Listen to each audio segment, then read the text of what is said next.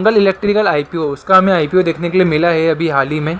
उसका आज हम आईपीओ का और कंपनी का डिटेल्स देखने वाले हैं। आईपीओ में कितना स्ट्रेंथ है, कैसा है, हम सब कुछ देखने वाले हैं। ग्रे मार्केट प्रीमियम, कितना एक्सपेक्टेड लिस्टिंग गेन है और क्या हम एक्सपेक्टेशन से रख सकते हैं, हम सब कुछ देखने वाले। ओके, सबसे पहले हम देखते हैं कंपनी करती क्या है। कंपनी की बात की जाए तो 2008 में ये इनकॉर्पोरेट हुई थी। मैन्युफैक्चर करती है ट्रांसफॉर्मर्स और कुछ ऐसा प्रोडक्ट्स जो इलेक्ट्रिकल फील्ड में हेल्प आउट करता है, पावर सेक्टर में हेल्प आउट करता है। ये जो प्रोसेस करती है वो कंपोनेंट्स ट्रांसफॉर्मर्स के जो होते हैं वो इंक्लूडिंग लेमिनेशन होता है, CRG और स्लिट होता है। तो ये जो होता है वो कॉइल्स का होता है। कॉइल मतलब एक ऐसा इलेक्ट्रिकल फील्ड में ही काम आता है जो सोलार वगैरह में भी काम आता है। तो ये सब चीज़ों में मैन्युफैक्चर करती है। कॉइल एंड वगैरह चीज़ों में आप रीड कर सकते हो। बाकी सेकेंड चीज़, the company market and sales its product. ये मार्केट जो अपना ब्रांड यूज़ करती है वो है मंगल इलेक्ट्रिकल करके, इनका मंगल इलेक्ट्रिकल करके ही ब्रांड है, उसके नाम से ही बिकता है।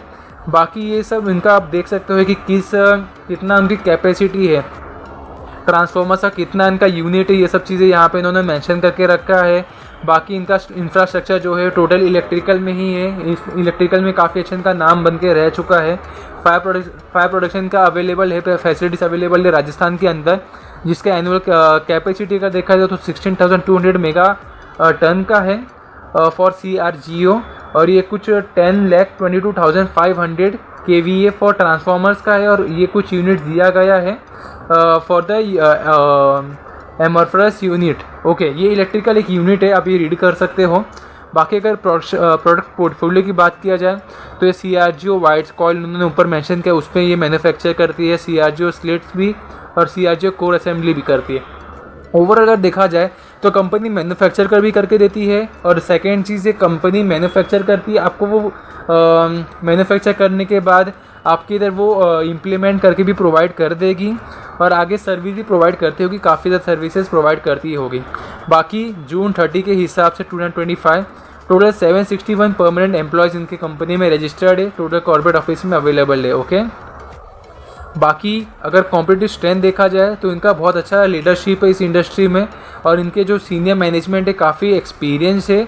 और सेकंड चीज़ है approval available for selected market players. इनका जो मार्केट प्लेयर है, जो मार्केट में इनके अच्छे खासे कनेक्शंस बन चुके हैं, अच्छा चेन बना के रख चुके हैं, तो इनका सप्लाई भी वैसे ही होता है।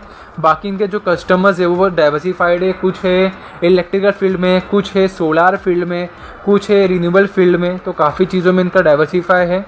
और नेक्स्ट है strong backward and forward integrations. इनका जो इंटीग्रेशंस होते हैं वो बहुत एफिशिएंटली होता है, काफ़ी अच्छे से इनका ऑपरेशंस पूरा मैनेज होता है और इनका जो ट्रैक रिकॉर्ड है बहुत कंसिस्टेंटली ग्रोथ ले रहा है। ओके, बाकी कंपनी के IPO की बात की जाए तो स्टार्ट होगा 20 को और 22 तक इसका लास्ट डेट है अगस्त में।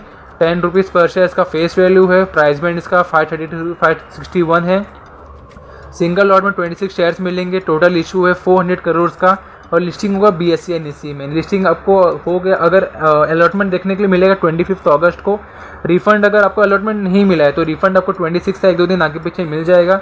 और अगर अलॉटमेंट मिल चुका है तो 26 को ही आपको आपके डीमैट में क्रेडिट हो जाएंगे शेयर्स का और लिस्टिंग होगा 28 को। और UPI आप शाम को 5 बजे तक कर सकते हैं 22 को। बाकी इसका रिजर्वेशन की बात की तो QIBs के लिए 50% है, रिटेलर्स के लिए 35% है और HNIs के लिए 15% है। प्रमोटर्स के पास टोटल पहले 100% था इशू के पहले और आफ्टर इशू 75% के आसपास 74% के आसपास इनके पास होल्डिंग रहेगा। बाकी फाइनेंशियल्स की बात की जाए तो एसिड्स अगर देखा जाए तो इनका पर ईयर के हिसाब से इंक्रीज़ होते हमें ईजिली दिख रहा है। बहुत अच्छे से इनका एसेट्स मेंटेन है, एक स्लाइटली अच्छे से इंक्रीज़ हो रहा है। 24 to 25 में देखा जाए तो बहुत अच्छे से अराउंड 100 करोड़ से ज़्यादा इनका इंक्रीज़ होते हमें यहाँ पे दिखा है।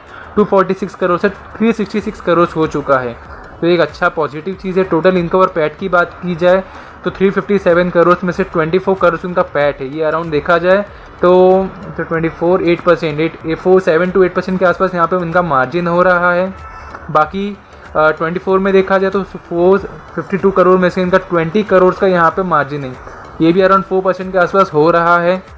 और 25 की बात की जाए तो 551 करोड़ में से इनका 4% का मार्जिन है, ये अराउंड देखा जाए तो ये 5% के आसपास हो रहा है। ओवरऑल अगर देखा जाए तो स्लाइटली कंपनी का पैट इंक्रीज़ नहीं हो रहा, डिक्रीज़ भी नहीं हो रहा है, एक रेंज में ही चल रहा है। जैसे कि पहले अगर देखा जाए तो यहाँ पे 824 यहाँ पे 8% के आसपास, 8 to 7% के आसपास है, यहाँ पे 5% के आसपास है, और यहाँ पे देखा जाए तो ये भी अराउंड 4% के आसपास है। तो एक रेंज में ही 8% ऐसे ही रेंज में चल रहा है, 8% के नीचे ही इनका कंसोलिडेट कर रहा है। EBITDA देखा जाए तो EBITDA भी इंक्रीज़ होते हुए हमें दिख रहा है, नेटवर्क भी अच्छे से परफॉर्म करते हुए यहाँ पे हमें दिख रहा है। बोरोविंग्स भी देखा जाए तो इंक्रीज़ हो रहा है। फाइनेंशियल ईयर 25 में थोड़ा इंक्रीज़ हुआ है एज़ पर 24 के हिसाब से। बाकी पैसा कहाँ पे यूज़ करने वाली है, वो है अपना रीपेमेंट में यूज़ करेगा। जो डेप्ट इनके ऊपर वो इंक्रीज़ जो है वो कम कर देंगे ये।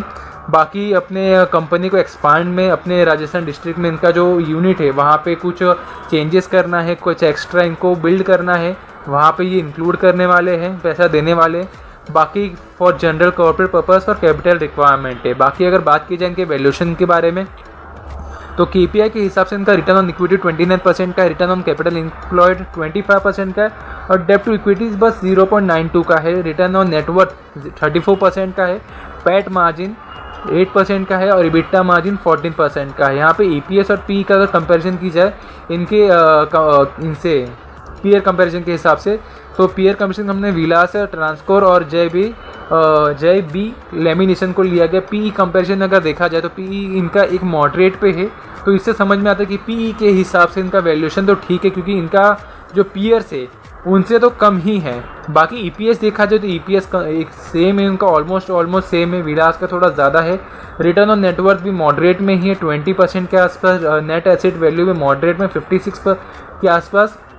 और रिवेन्यू की बात की तो रिवेन्यू इससे ज़्यादा है, सबसे ज़्यादा रिवेन्यू है इनका अगर कंपेयर किया जाए तो। ओवरऑल अगर वैल्यूएशन देखा जाए प्राइस टू बुक वैल्यू इनका 7 का है, तो वैल्यूएशन के हिसाब से प्राइस टू बुक वैल्यू थोड़ा ज़्यादा है, तो वैल्यूएशन यहाँ पे स्लाइडली ज़्यादा दिख रहा है। बट ऑन सेकेंड हैंड यहाँ पे इनका रिवेन्यू भी थोड़ा अच्छा है, इंक्रीज़ होते हुए दिख रहा है, और नेट एसेट वैल्यू भी इनका ठीक है, और PE रेशियो भी 32 का है। ओके, तो ओवरऑल वैल्यूएशन की बात की जाए तो वैल्यूएशन तो मेरे को मॉडरेट लग रहा है, बट थोड़ा और कम प्राइस रहता तो और भी अच्छा रहता। बट ओवरऑल मेरे को वैल्यूएशन तो इतना ज़्यादा नहीं लग रहा है, एक थोड़ा स्लाइटली हाई लग रहा है, बट इतना ज़्यादा नहीं है।